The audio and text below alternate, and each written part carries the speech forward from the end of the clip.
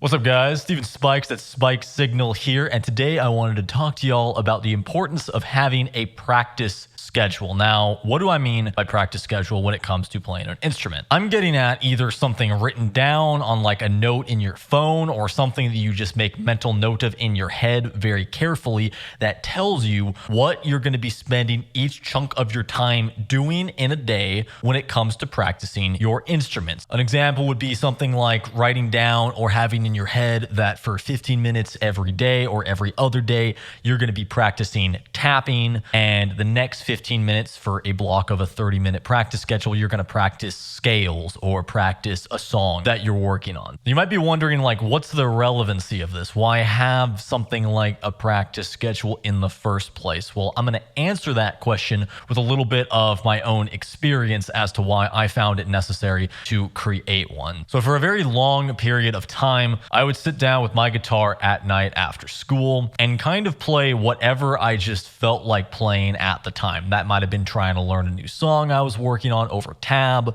or learning some scales with some scale documents that my guitar teacher gave me to study. I actually made a tremendous amount of progress just looking at the scales and trying to figure out where all those things lied and how they played, but I found myself falling into a rut when it came to trying to learn songs when I would hit a really hard passage in the song. In particular, there was a period of time, longer than I care to admit, where I sat down and I just tried to learn the solo from one of All That Remains' songs, Undone, off of their album Overcome. And I just never freaking got anywhere with it, all there is to it. I even had a metronome going while I was practicing, but because all I would do is just sit down and try to learn that one thing, it didn't work for me. And I should probably point out here that everything I'm talking about is just like an opinion. So there are totally different ways to get to the places that we want to get to other than doing this, but this is just my take and what I would recommend to anyone who's interested in trying something different. So I used the suboptimal practice strategy that I talked about for a long time, and eventually, thankfully, I was able to start up taking guitar lessons and start making some real progress. My guitar teacher would routinely talk to me about the various things I could be working on when it comes to scales, arpeggios, tapping, learning songs, jamming along to backing tracks, playing with other people. It's quite a list of stuff when it really comes down to it. I mean, that's a lot of stuff to think about. All right, I have to do all this every single day for X amount of time, right? I realized a couple months in taking lessons from him that I wouldn't be able to make any kind of progress if I didn't somehow formalize what I was working on. So I called him up one day, right? And I was like, hey, is it normal for people to have practice schedules or some kind of document that sort of guides them as to what they're trying to do? And he was like, yeah, that's always really helpful if you can ever put something like that together. So I was like, okay, cool. I want to make something like that. So what I did was I started writing down on the computer some of the things that I needed to practice. Now, these things were the things I already mentioned: scales, arpeggios, songs, whatever. So it was from that bucket of stuff, if you would. And once I had this list of items, I kind of needed to figure out how long I was going to play every day. So for me at the time, I decided that I was going to try to play guitar for approximately an hour and a half every day. Now, that's a lot of time to be playing the guitar. You don't have to play the guitar for that length of time to be able to make real progress, especially if you figure out how to practice efficiently. But that was the amount of time that I was dedicating at that point in time. So I defined my time playing in terms of the items that I was playing, scales, tapping, whatever, into 30-minute blocks. So if I'm playing an hour and a half a day, an hour and a half, by the way, was like the goal. I often didn't hit that, but I'd hopefully get close to it every day. If I was playing an hour and a half every day, I would take 30 minutes one day and devote that entirely to jamming along to backing tracks. The next 30-minute block, I would devote that entirely to practice my arpeggios. The third 30-minute block that ended out the day's practice was dedicated entirely to, say, scale playing. So that would be like what I do Monday, Wednesday, and say Friday. On Tuesday and Thursday, the approach that I would take was what's missing here. So I forget what I just said, but like whatever I wasn't doing on Monday, Wednesday, and Friday, that would be what I fill time with on Tuesday and Thursday. So if I was doing scales, tapping, and arpeggios on Monday, Wednesday, Friday, I would do backing track jamming as well as song learning for for Tuesday and Thursday for like, say, 45-minute chunks each. Now, that was my original practice schedule that I used for quite a chunk of time, but I didn't actually keep that particular practice schedule for very long. About anywhere from like 3 weeks to a month in, I figured out that I needed to practice a new set of skills or slightly adjust the skills I was already practicing to be able to progress. So I talked to him again and he was like, all right, you can maybe practice arpeggios a little bit less in their raw form and practice arpeggios with extensions added to them. So that'd be like playing the triad and the seventh, playing the triad and the second, so on like that.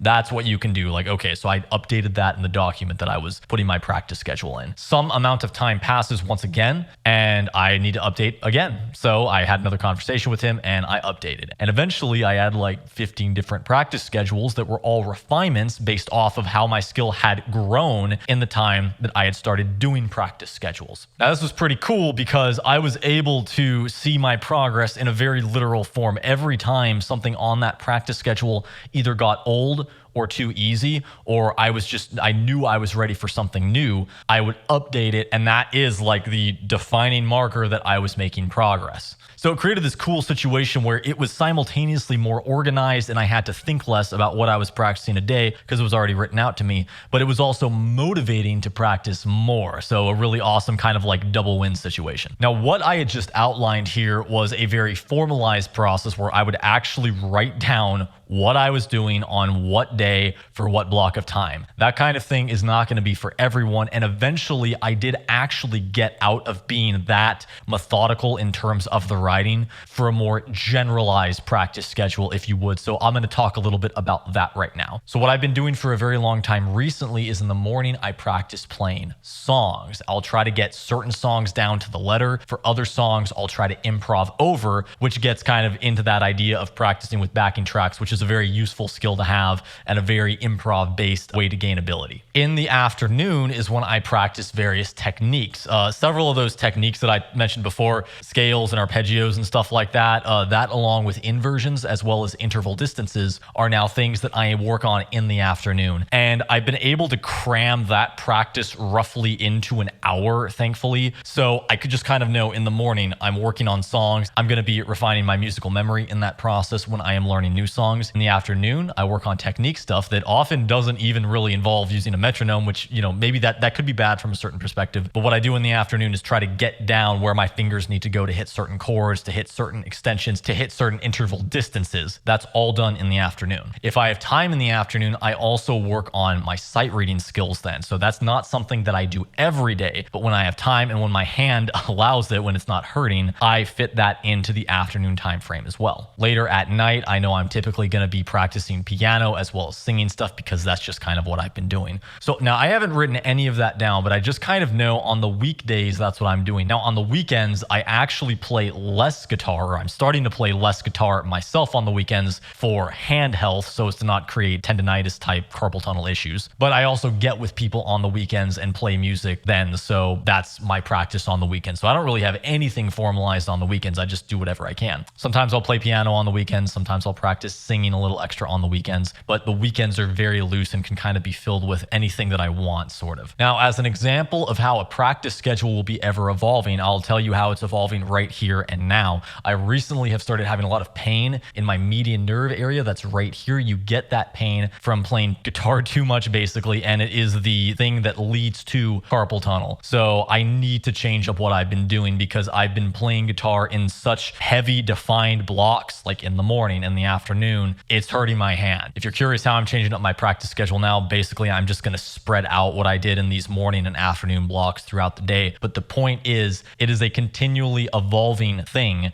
You will never have, at least probably won't have, a practice schedule that carries you for 6 months or a year, much less 2 years or 3 years. You're going to need to add new stuff on, adjust things here and there, either to get better or because your freaking hands might start hurting, which also isn't good. The important thing is that you know what you're going to work on before you sit down to practice your guitar. That's the biggest thing in all of this. If you sit down and are ready to practice, but you don't really know what to do, you might not practice that much at all. You might kind of be like, well, I don't really have anything to practice. And let me stress, that's fine if you've reached the apex of where you want to get at with guitar, then you're kind of good. If you're feeling like I have, though, in instances where you're not progressing, I have a course to sell you. No, I'm just kidding. I don't have a course to sell you.